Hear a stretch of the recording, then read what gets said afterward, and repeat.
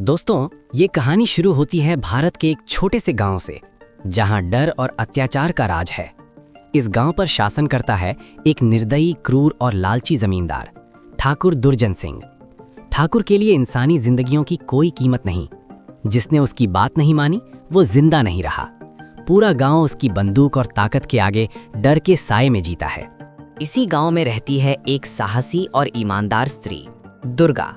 दुर्गा के दो बेटे हैं, करण, जो शांत स्वभाव का, समझदार और दिल का साफ है, और अर्जुन, जो तेज, हुस्सैल और अन्याय के खिलाफ आग की तरह भड़क उठने वाला है। दुर्गा ने अपने दोनों बेटों को सच्चाई और ईमानदारी की शिक्षा दी है। ठाकुर दुर्जन सिंह की नज़र दुर्गा की जमीन पर पड़ती है। वो जमीन हथियाना चाहता है, लेकिन दुर्गा झुकने से इनकार कर देती है। करण और अर्जुन भी ठाकुर के सामने खड़े हो जाते हैं। यही वो पल होता है जब ठाकुर समझ जाता है कि ये दोनों लड़के उसके रास्ते की सबसे बड़ी रुकावट हैं। ठाकुर अपनी ताकत दिखाने के लिए दुर्गा को सबके सामने अपमानित करता है। वो सोचता है कि डर के मारे दुर्गा टूट जाएगी, लेकिन दुर्गा नहीं झुकती। वो अपने बेटों के साथ सच और न्याय के लिए खड़ी रहती है। ठाकुर अंदर ही अंदर जल उठता है। वो बदले की साजिश रचता है। एक दिन धोखे से करण और अर्जुन को पकड़वा लिया जाता है। गांव के बाहर एक सुनसान जगह पर ठाकुर अपने आदमियों के साथ दोनों भाइयों को घेर लेता है।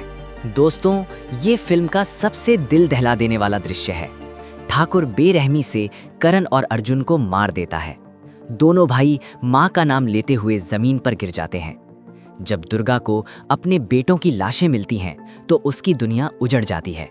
पूरा गांव मान लेता है कि अब सब खत्म हो गया, लेकिन दुर्गा नहीं मानती। वो देवी काली के सामने खड़ी होकर कहती है, मेरे बेटे मरे नहीं हैं, वो वापस आएंगे। लोग उसे पागल समझने लगते हैं, लेकिन दुर्गा का विश्वास पहाड़ की तरह अडिग रहता है। समय बीतता है। सालों बाद कहानी एक नए मोड़ पर पहुंचती है। अर्जुन का जन्म एक अलग परिवार में होता है। बचपन से ही उसका स्वभाव उग्र और निडर होता है। उसे अजीब सपने आते हैं, बंदूकें, खून और एक औरत जो माँ की तरह रोती दिखाई देती है। वहीं करण का भी जन्म दूसरे स्थान पर होता है।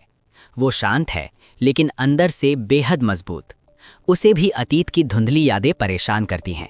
अर्जुन की जिंदगी में आती है सोनिया। वो अर्जुन को प्यार, समझ और सहारा देती है। वहीं करण की जिंदगी में आती है बिंदिया।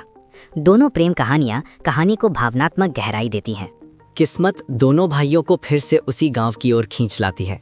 वे नहीं जानते कि उनका अतीत क्या है, लेकिन दिल उन्हें उसी रास्ते पर ले आता है। और फिर वो ऐतिहासिक पल आता है। दुर्गा की नज़र करण और अर्जुन पर पड़ती है। उसकी आंखें भर आती हैं। वो कांपती आवाज में कहती है, मेरे करण अर्जुन आ गए।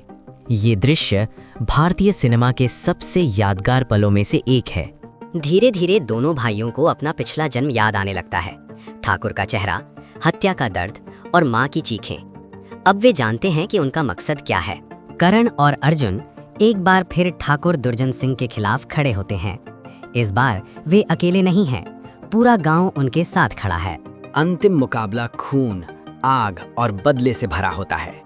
ठाकुर अपनी सारी ताकत लगा देता है, लेकिन इस बार सच और न्याय साथ हैं। दोनों भाई ठाकुर दुर्जन सिंह के किले की ओर बढ़ते हैं। चारों तरफ दुश्मन होते हैं, हथियार, गोलियां, तलवारें, लेकिन करण और अर्जुन बिना रुके आगे बढ़ते हैं। अर्जुन की फुर्ती और करण की ताकत दुश्मनों पर भारी पड़ने लगती है। हर वार के साथ उनका गुस्सा और माँ की बेइज्जती का दर्द और तेज होता जाता है। दोनों भाई आमने सामने होते हैं ठाकुर दुर्जन सिंह के। वही ठाकुर जिसने कभी खुद को भगवान समझ लिया था, लेकिन आज उसका घमंड टूटने वाला होता है। ठाकुर पूरी ताकत से हमला करता है, लेकिन इस बार सामने इंसाफ खड़ा होता है। करण और अर्जुन एक साथ मिलकर वार करते हैं।